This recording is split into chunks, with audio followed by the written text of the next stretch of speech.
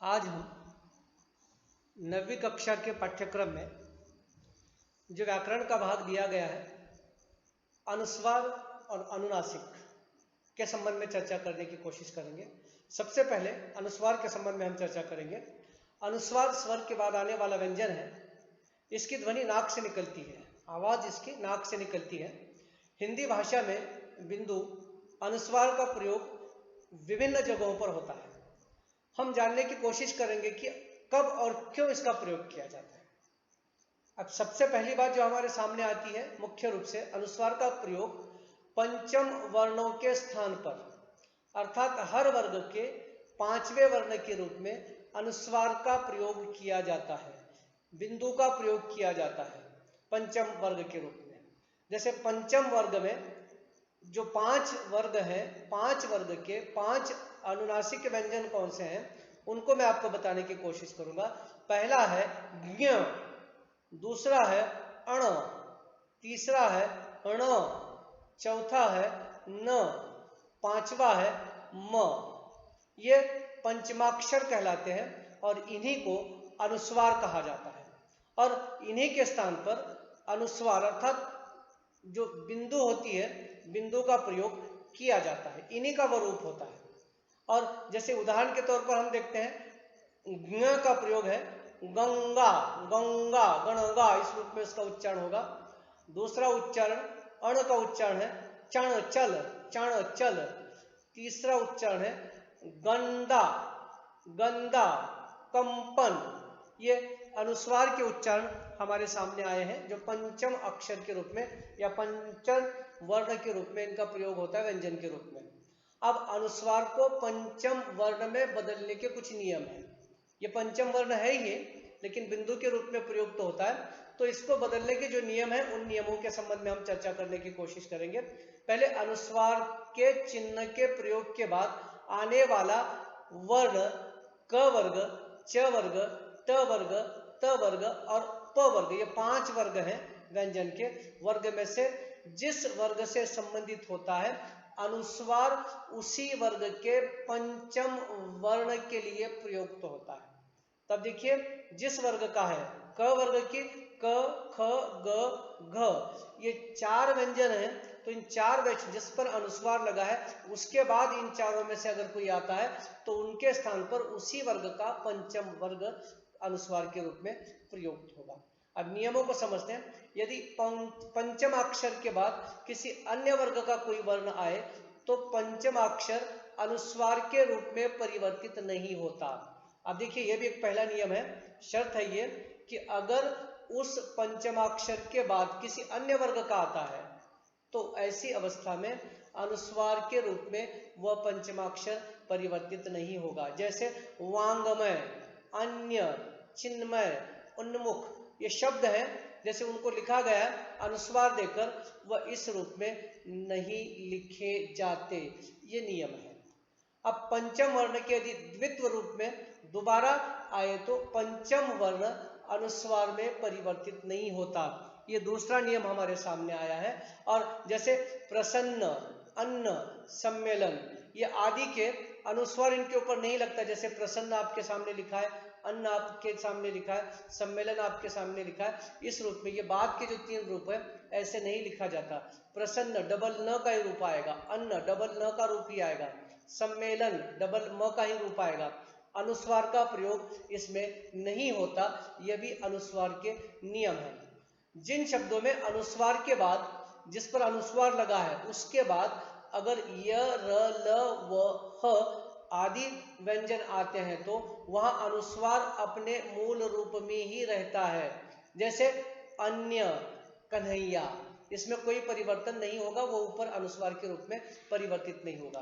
अब अगला नियम है, यदि य, र, ल, व ये अंतस्थ व्यंजन है, उसके साथ साथ ऊष्म व्यंजन भी है, श, श, स, ह, इससे पहले आने वाले अनुस्वार में बिंदु के रूप का ही प्रयोग किया जाता है। चूंकि यह व्यंजन किसी वर्ग में सम्मिलित नहीं है इसलिए इनका प्रयोग बिंदु के रूप में ही किया जाता है। जैसे संशय, यह अनुस्वार बिंदु ही लगती है। संयम, इन शब्दों का प्रयोग इस रूप में किया जाता है बिंदु के रूप में ही। अब जो पाठ्य पुस्तक में दिए गए कुछ शब्द हैं जिनमें अनुस्वार लगा है उसको यहाँ पर दिया गया है, उनको हम थोड़ा सा समझेंगे।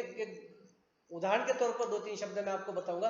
धूल पाठ में सुंदर है, दुख का अधिकार में बंद है, ऐसे एवरेस्ट शिखर मेरी यात्रा में कैंप है, उसी प्रकार के तुम कब जाओगे अतिथि में निसंकोच है। ऐसे पाठ्यपुस्तक के शब्द भी यहाँ पर दिए गए। कीचड़ का काव्य में है। तो अब यहाँ हमने अनुस्वार किसे कहते हैं, अनुस्वार की परिभाषा, अनुस्वार के नियम, अनुस्वार किस प्रकार से एक व्यंजन है, पंचम व्यंजन है, इसको हमने देखने की कोशिश की। उसको बदलने के अनुस्वार के रूप में या मूल व्यंजन के रूप में प्रयुक्त होने में कौन कौन से नियम है, इसको हमने समझने का काम किया। अब अनुनासिक को हम समझने की कोशिश करते हैं। अनुनासिक स्वरों के उच्चारण में मुंह से अधिक तथा नाक से बहुत कम सांस निकलती है। इन स्वरों पर चंद्रबिंदु का प्रयोग होता है, जो चिन्ह मैंने आपको दिया है, जो शिरोरेखा से ऊपर लगता है। अब पहली बात मैं आपको बता दूं, ये अनुनासिक स्वर है और अनुस्वार व्यंजन है। अनुनासिक का उच्चारण स्वर के साथ होता है, अनुस्वार का उच्चारण जिस पर लगा है उसके बाद होता है। यह अंतर भी मैं आपको बताते आगे चलो। जैसे उदाहरण के तौर पर अनुनासिक को देखिए, आंख, मां, गांव, ये स्वर के साथ ही इसका उच्चारण हो रहा है और चंद्रबिंदु के रूप में प्रयुक्त हुआ है। अनुनासिक के स्थान पर बिंदु का प्रयोग। अब कभी कभी चंद्र बिंदु के स्थान पर बिंदु का प्रयोग किया जाता है, अनुनासिक के स्थान पर अनुस्वार का प्रयोग किया जाता है। क्यों किया जाता है और कैसे किया जाता है, इसको हम समझने की कोशिश करेंगे। जब शिरोरेखा के ऊपर, अर्थात उस लकीर के ऊपर जहां आप अक्षर लिखते हैं उसके ऊपर जो लकीर खींचते हैं उसको शिरोरेखा कहते हैं, उसके ऊपर स्वर की मात्रा लगी हो तब सुविधा के लिए चंद्र बिंदु के स्थान पर बिंदु का प्रयोग किया जाता है। अनुनासिक के स्थान पर अनुस्वार का प्रयोग किया जाता है। ऐसी अवस्था में प्रयोग किया जाता है जब शब्द में शिरोरेखा के ऊपर स्वर की मात्रा लगी हो। जैसे उदाहरण के तौर पर मैं में देखिए मत चंद्र बिंदु होनी चाहिए लेकिन बिंदु का प्रयोग किया गया। अनुनासिक के स्थान पर ये बिंदु का प्रयोग, अनुस्वार का प्रयोग है। बिंदु शब्द में ही चंद्र बिंदु लगनी चाहिए लेकिन वहां शिरोरेखा के ऊपर मात्रा है स्वर की, इसलिए अनुस्वार का प्रयोग है। गोंद, वहां भी चंद्र बिंदु लगनी चाहिए लेकिन ओ की मात्रा वहां पर शिरोरेखा के ऊपर है, इसलिए चंद्र बिंदु के स्थान पर बिंदु का प्रयोग किया गया है। आदि ऐसे शब्द हैं जो अनुनासिक के स्थान पर बिंदु का प्रयोग किया जाता है या अनुस्वार का प्रयोग किया जाता है।